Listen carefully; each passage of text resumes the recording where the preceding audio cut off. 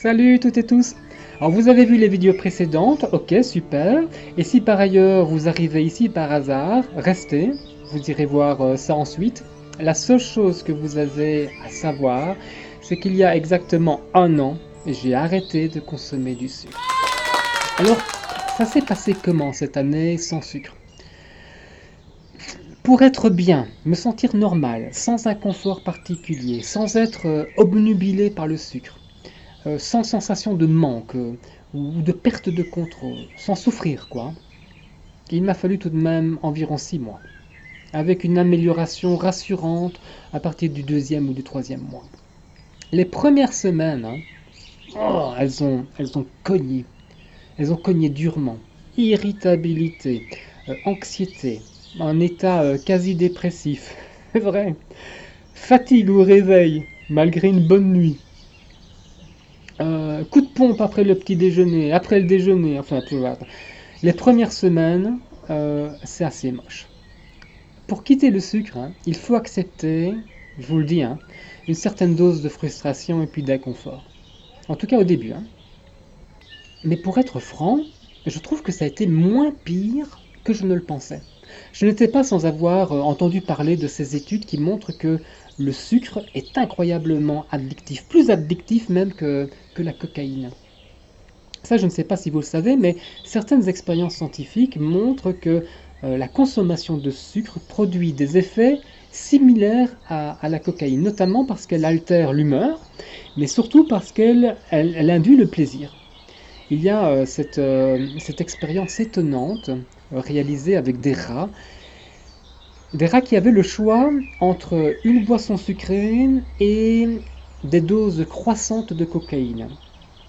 Et en fait, hein, la grande majorité des rats, 95%, préféraient largement le goût sucré à la cocaïne. C'est dingue ça.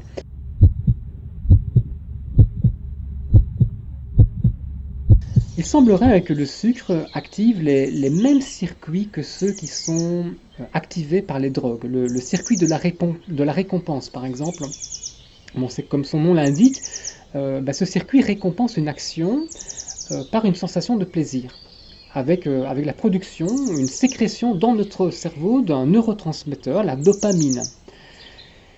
Et vous savez que la dopamine est parfois surnommée l'hormone du bonheur, l'hormone du bien-être. C'est tout dire. Hein. Une étude a montré que la consommation d'Oreos, enfin, tout le monde connaît, hein, tout le monde connaît les Oreos, et bien la consommation d'Oreos active plus de neurones dans le centre du plaisir du cerveau que la prise de morphine ou de cocaïne. Après, ça ne veut pas dire que le sevrage et puis les symptômes de manque soient de même nature. Et puis il suffit de creuser un peu aussi la littérature spécialisée pour voir que ces comparaisons entre sucre et drogue dure sont très loin de faire l'unanimité, en tout cas de la communauté scientifique. En ce qui me concerne, ce qui s'est avéré parfaitement clair, c'est que l'envie de se jeter sur le sucre était parfaitement corrélée à mon niveau de contrariété. Tu as un pic de stress, et puis c'est gagné 3 minutes plus tard, tu veux du sucre. Tu es planté devant le frigo sans savoir comment t'es arrivé là. Dans le processus de sevrage, le besoin de sucre devient un excellent indicateur de ton état émotionnel.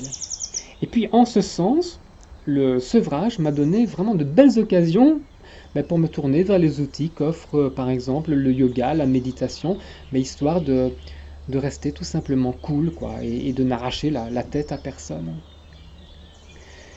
Mais l'envie est tout de même tenace hein, parfois. Pas seulement l'envie en lien avec un truc à compenser, mais juste le désir de se faire naturellement plaisir. Et là, il faut trouver quelques parades. J'ai observé que très simplement, je m'étais organisé pour m'offrir des moments de réconfort gustatif. Pour moi, ils ont pris la forme du chocolat 100%. C'est très amer. Puis aussi du chocolat chaud. Alors c'est devenu une tradition. La veille, je me fais tremper des amandes, des noix ou des noisettes. Et puis en rentrant du travail, je me prépare mon lait végétal avec quadruple dose de cacao et puis un petit peu de stevia et de xylitol. Et voilà, le tour est joué, c'est ma nouvelle drogue. Et maintenant, 1 an plus tard, disons que le non-sucre, le sucre zéro, est devenu une habitude. Dans l'ensemble, c'est assez subjectif, mais disons que je peux témoigner d'une meilleure énergie, une meilleure concentration, un meilleur sommeil. Je reviendrai sur les bénéfices, surtout pour la santé, dans la vidéo suivante. Mais revenons à l'addiction dont je me suis affranchi. En fait, je reste sur mes gardes, hein, parce que parfois, juste comme ça, il y a des envies folles qui m'amènent à envisager d'alléger un tout petit peu cette expérience du sans-sucre. Et je me suis même dicté quelques règles anti-rechute. Ce qui montre bien que finalement la situation n'est pas si confortée que ça, elle est plutôt fragile. Hein. Alors, première règle, la plus importante, je ne fais aucun compromis. Je ne m'offre aucune liberté. Un conseil qui d'ailleurs je suppose est valable pour toutes les addictions. Ailleurs on dirait un truc du genre évite de reprendre ne serait-ce qu'un seul verre puisque de toute évidence il est plus facile de refuser le premier que le second. Donc voilà, je touche plus à ça. Deuxième règle, je reste motivé. J'entretiens cette motivation. Je suppose d'ailleurs que cette série de vidéos et puis la joie que j'exprime à fêter mon premier anniversaire et à partager ça avec vous fait partie de cette démarche, de cette thérapie préventive. Troisièmement, je continue à m'intéresser au sujet, histoire de ne pas oublier cette longue liste que j'ai dressée il y a quelques mois avec les avantages d'avoir arrêté le sucre. Parce que les bienfaits physiques pour la santé, hein, pour le bien-être, sont innombrables. Ça, je vous en parle un petit peu plus loin. Mais aussi, je ne veux pas oublier combien cet exercice m'a apporté en matière de découverte de moi-même, d'observation de moi-même, de mon fonctionnement, des émotions qui se sont élevées lors de cette expérience. Et qu'il m'a fallu gérer. En fait, c'est que du bénéf, quoi. Et puis enfin, dernière règle que je me fixe et qui signe manifestement l'état de fragilité latente dans lequel je demeure, c'est que j'évite tout de même un peu les endroits ou les circonstances dans lesquelles le sucre est présenté, est offert dans la plus grande simplicité et puis à profusion. C'est pas si facile hein, que ça, parce que bon, j'imagine que celui qui a arrêté la cigarette, il peut s'entourer aisément et ne fréquenter que des non-fumeurs, et a fortiori pour ceux qui sont sevrés d'autres drogues. Mais le sucre, c'est tellement commun, tellement banal, que c'est pas toujours facile de s'isoler.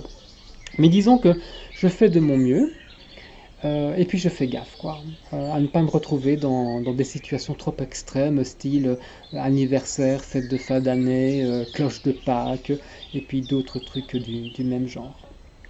Bon, restons-en là pour cette vidéo, et puis sautons à la vidéo suivante, où j'aimerais passer en revue avec vous les bénéfices étonnants qui sont au bout de chemin, c'est-à-dire rajeunissement, longévité. C'est pas entièrement faux, hein.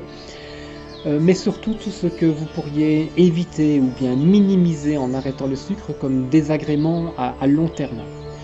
C'est une vidéo un peu plus médicale hein, sur le diabète, l'inflammation, les affections cardiovasculaires, les maladies neurodégénératives. Voilà. A tout de suite, hein. Il vous suffit de cliquer ici. Bisous.